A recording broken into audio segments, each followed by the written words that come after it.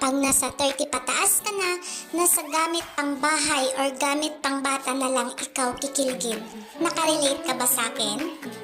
Sa sobrang excited ko, pagdating pa lang ng parcel na to, inassemble ko na agad kasi excited akong gamitin.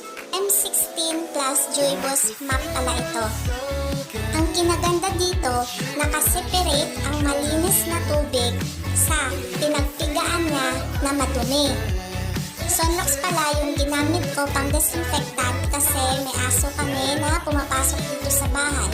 Tsaka may baby kasi ako. Ang ikinaganda pa nito, umiikot siya gaya ng pagpapaikot niya sa'yo. Char!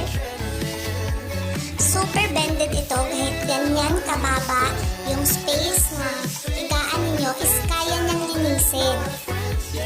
Hindi pa siya masyadong basa, mabilis siyang matuyo. At